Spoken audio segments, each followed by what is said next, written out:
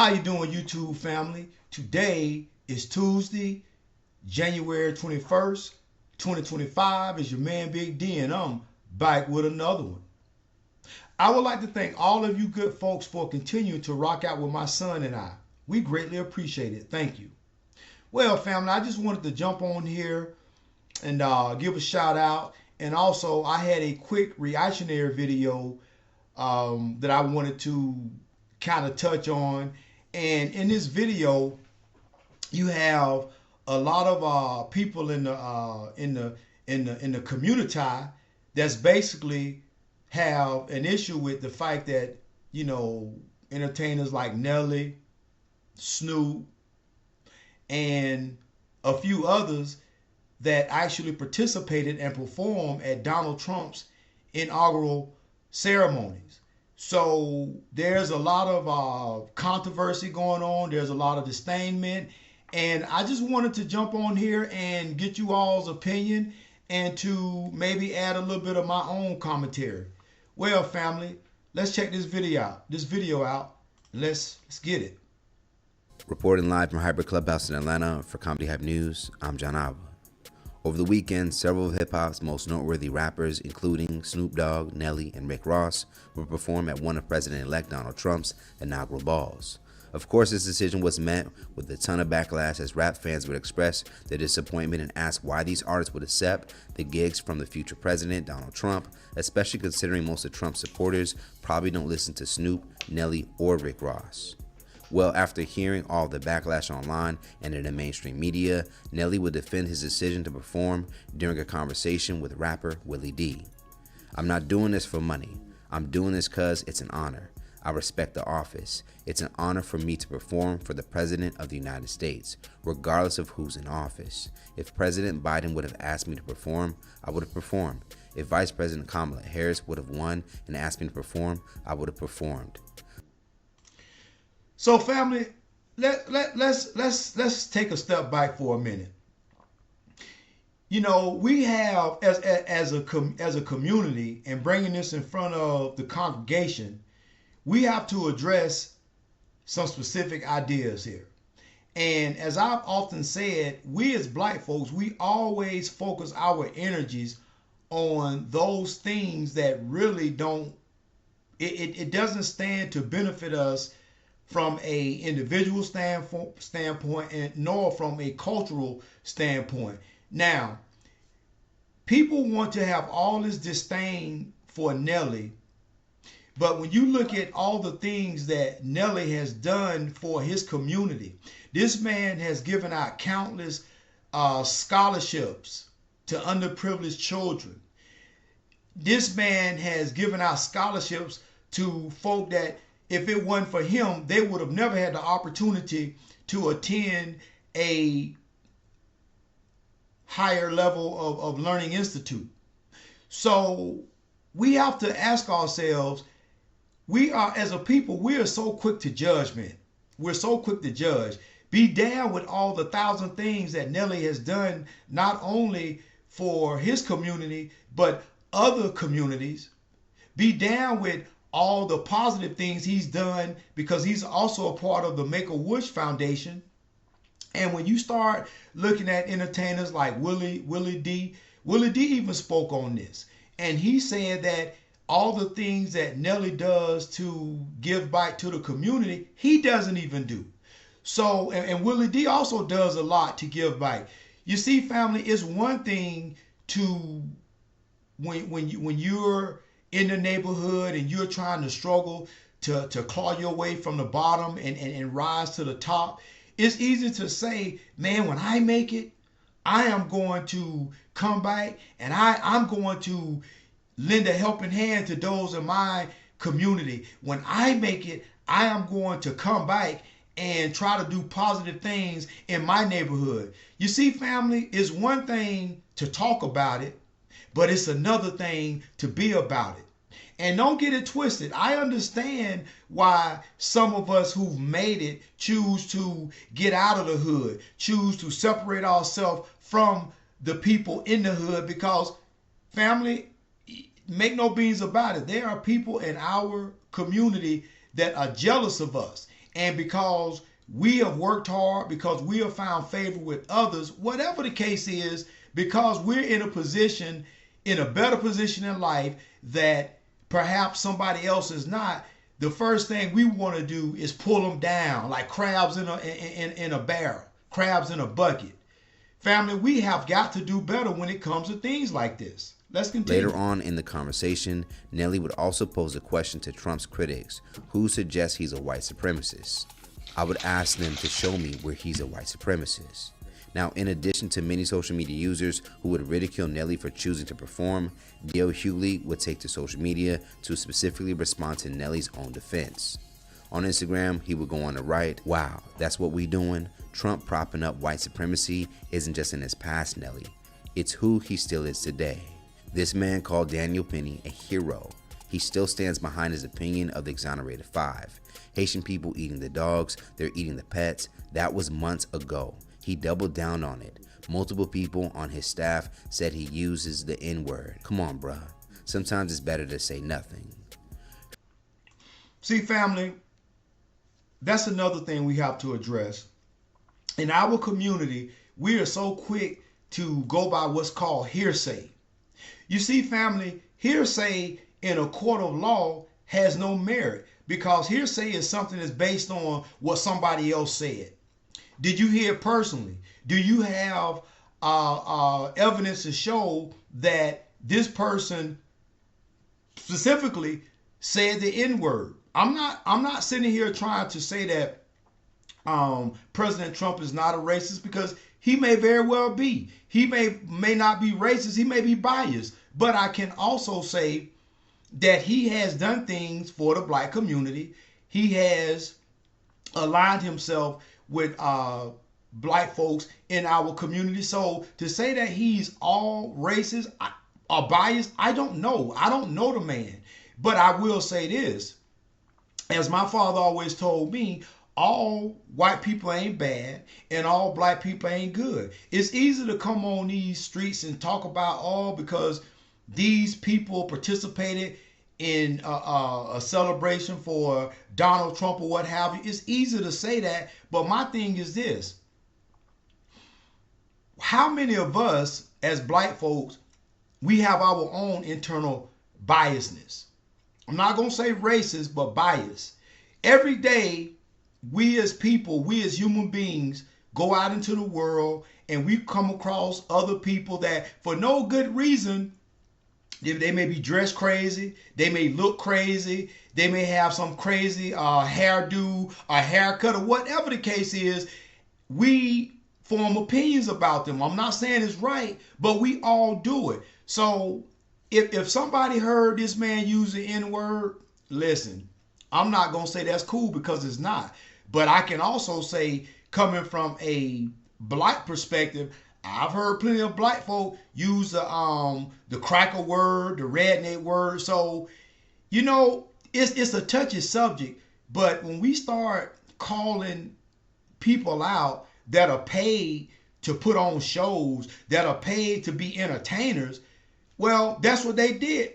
You know, I'm not going to sit and say that it was crazy for Kamala to have, you know, Cardi B, Meg Thee Stallion to put on these shows. Listen, I'm not going to cast judgment on that because they did what they thought they had to do for her to win the election. If they thought that bringing on some black female entertainers and have them putting on a show, and if that was going to motivate people to vote for her, hey, she do what she do.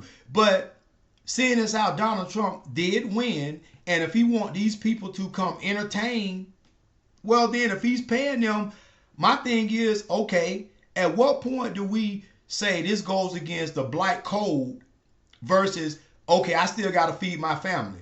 Okay, if we stay on code with everything as black folk, we won't eat because everything that we, all the commodities that we buy, all the little small nuances of things that we enjoy that in life, a white man, a white person potentially has their hand in it. So to say that you're gonna boycott anything that that identifies with white folks, whether it be products, goods, whatever the case is, well, if that's the case, you won't buy nothing because white folks got they hands in a lot of things. So at some point, we have to be reasonable. We just have to, family.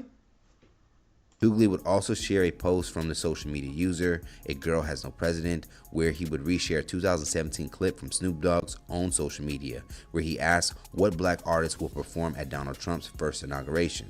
Snoop then proceeds to roast a potential black artist by calling them all Uncle Toms. So ain't nobody gonna perform for Donald Trump, huh? Which one of you jigaboo ass niggas gonna be the first one to do it? I'm waiting. I'm gonna roast the fuck one of you Uncle Tom ass niggas for doing it. Which one of you niggas gonna do it first? I was the one that performs for himself. Now, clearly this clip didn't age well, as many people were going to repost this due to now Snoop's participation with Trump. Many social family, you know, this is very this is a teaching moment right here. This thing that Snoop did when he made this comment, you know, years ago. I think he made this this video post back in 2017, and that's one thing about the internet, family. If you post it, it's gonna be out there for all to see for eternity. There's no taking it back, and that's why, you know, as I tell my son, you have to be ever so careful about what you say, what you do, especially when you talk about upload something online, because it never goes away. So Snoop made a comment, in my opinion, that was a comment that was made out of passion versus wisdom. This is what I mean by that. Snoop was a young man. He never thought that there would be a remote likelihood that somewhere in the future he may be asked to perform at Donald Trump's inaugural celebration, and he will be paid a significant amount of money to do it. During this time when he made this comment, family, he never thought it was possible. And this is the teaching moment. This is the teachable lesson. In this, when we are young, we have to always remember to think with a mind of wisdom versus with our hearts. When we start making these crazy comments, speaking from our heart, and most times when you speak from the heart, you're passionate, and most times you may say some things that you probably ought not have said. You probably have misspoke. So my thing is this: you never burn a bridge that you may one day have to retreat back across. There may come a time that the enemy is on your ass, and this bridge that you burnt, you might have to run back across that bridge. But in your haste, you forgot, damn man, I burnt this bridge a while ago. This bridge ain't there no more. So what am I gonna do? This could have been one of those times that Snoop could have potentially missed out on an opportunity. And I know everybody gonna say, oh, well, you know, you performing for the white man, or you being a sellout, you being this and you being that. Listen, what about when Snoop, NWA, Ice Cube, Jay-Z, Kanye West, I mean, all of them, all these people have in some way, shape, form, or fashion put on shows for folks that I can sit and say, or you can sit and say, man, you know what, that's going, you off cold. So this whole thing about pulling people black card because they choose to do things that you might not agree with, family, listen, everybody has the right to have freedom of choice and freedom of opinion, but we can't get so negative that we're ready to write off people from our community, people that look like us, because they saw opportunity. Come on, family. That, I mean, to me, I think we as a people, we get too overly invested in these matters. Media users in the comments would say that Snoop is roasting himself in the future from the past. The caption for the post would read, "For those who keep asking, he performed last night, so he's not gonna pull a stunt on stage and say something bad about Trump. This is one. I'm sure he's been paid. He's got his money and he's walked away. And if you don't believe this is true, just Google Snoop Dogg performing for Trump. It's literally that easy. There are 2 images in my stories of him performing last night. This was in 2017, and it just makes me sad. What happened? What is that orange vat of grease promising these artists? And it's not like just the left is mad at Snoop, Nelly, Rick Ross, Soulja Boy. MAGA is mad at him for performing as well. This is the most bipartisan shit I've ever seen.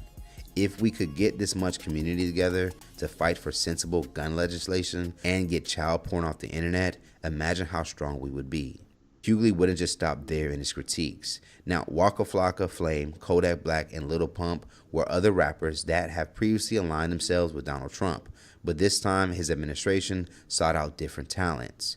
Hughley would follow up with another post answering why that might have been. You know why? No Waka Flocka, no Kodak Black, no Lil Pump?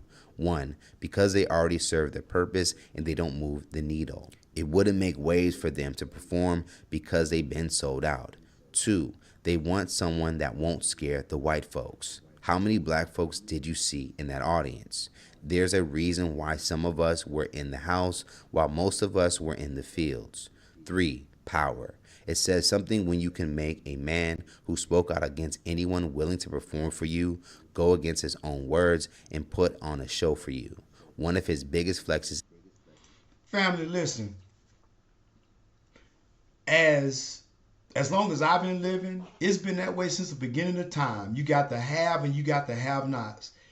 Many of us have said that we wouldn't work for certain organizations. Many of us have said that, oh, I'm not going to join the military because I'm not going to go fight a white man's war. Many of us have said that there are things that we would not participate in because, again, it goes against the code. Well, family, if that's the case, then nobody wouldn't be doing anything. Nobody wouldn't have any careers, because I'm telling you right now, family, there is not anything that we have in this dimension that a white person don't have their hands in. There is black. Show me one thing. Show me anything of value, of huge value that black folks own. I'm talking about like banks, mortgage companies, car dealerships. I'm talking about, give me products that we use every day, but a black person makes it. A black person is a part of it. A black person owns it. Family, I just don't agree with a lot of the thought processes that we have in our community. Yes, I agree that when it comes to certain things, we must stand united and we must stay on code and we must not be divided by white folks. They've been doing that since the beginning of time. We've been divided. They've played the light-skinned black against the dark-skinned black. They played the blacks that had to work out in the field against the blacks that had the opportunity to work in the house with massa. So, family, we've been going through this since the beginning of time. But at some point, we have to be realistic in our thinkings and our thought processes. We just have to be. Sometimes, as black folk, we get over invested in things that really and truly, we probably should just let it roll off our back like water rolls off a duck's back. Ever. I guess the price was right. To make matters worse, social media user and media personality Colin Rugg would also point out the differences in Snoop's stances between 2017 and 2015. On X, Elon Musk would quote, "The personalities, message, and write, the vibe shift is real." Hughley would react to that social media exchange with wow, just wow. This is how they do you. So what do you guys think about Nelly, Snoop Dogg, and Rick Ross pulling up to Trump's inauguration balls? Do you think that they have gone against the code of what hip-hop should be about? Let's talk about it more in the comments below. Plus, stay up to date for the latest news in comedy, culture, and sports by subscribing here to our YouTube channel and follow Hype Plus across all social media. Plus, head over to hypersclub.com for all your cool and original merchandise, as well as some never-before-seen content that we don't share here on YouTube. And if you enjoyed this story, don't forget you can send us a super thanks by hitting the button below and tip us what you want to show your support. Reporting live from Hyper Clubhouse in Atlanta for Comedy Hype News, I'm John Alba. Well, family, what do you think about this? What's your opinion? Do you think that these entertainers that went and performed at Trump's inauguration, do you think that they're sellouts? Do you think at some point people have to put pride aside over still making a living? I get it. People say, okay, everybody has a price. Well, family, you know what? You're right. Everybody does have a price. It may not be in the form of money. It may be in the form of a connection. It may be in the form of an opportunity. Everybody has their price. And it's easy to point the finger, but I'll say this. I can't speak on Rick Ross and Waka Flocka and Kodak Black. I can't speak on those entertainers, but I can speak to people like Snoop, who this man has taken money out of his own pocket. He's taken time out of his busy life and giving back to young men through, playing Little League football. Snoop have had a hand in developing young men's talent from Little League on to high school, on to college, and a lot of these guys that Snoop had a hand in cultivating their talent and helping them and being a resource for them. A lot of these boys are in the NFL, and if it weren't for Snoop, helping them or just having a program in place to give young men something to do other than trying to be on the corner hustling and slinging dope, he gave them an opportunity to go play ball. Listen, family, for a lot of us are not born rich. A lot of us were not born rich. And for most of us that look like me, I wanted to go to school, but I knew that, my mom probably wasn't going to be able to pay for it. So what options did I have? It was either try to get a football scholarship or it was try to go into the military. Family, before we just cut folk off and start pointing the finger at them, we must first look at ourselves in the mirror. We must first say, okay, yeah, well, they might be sellouts, but they also give back to the community. What the people that's talking crap about Snoop and Nelly, what have they done to better their community? I mean, are they philanthropists? Do they give back? See, family, it comes to this. He that is without fault, that is the one that should pick up the stone and be the first one to throw it. But none of us are without fault. All of us have room to grow. And because these people chose to go perform at this man's ceremony, well, family, it is what it is. They still got to eat. They still have families they have to provide for. And who knows that maybe perhaps because they perform, this may open doors for them to do something else down the future. I don't know. But family, I do know this. I believe that we have to give everybody grace. I believe that, no, Donald Trump is not the best candidate. Was Biden the best candidate? No. Was Barack the best candidate? No. Was the Bushes the best candidate? What I mean by that, family, we've had decent presidents. But to say that all of them were perfect and when they were in office, the country just ran smooth without no hiccups, yeah, we had some good ones, but we've also had some bad ones. But even with the bad ones, we still have to give them grace because this is who we voted in. And at the end of the day, the president, the presidential seat, the office, that's the highest office in the land.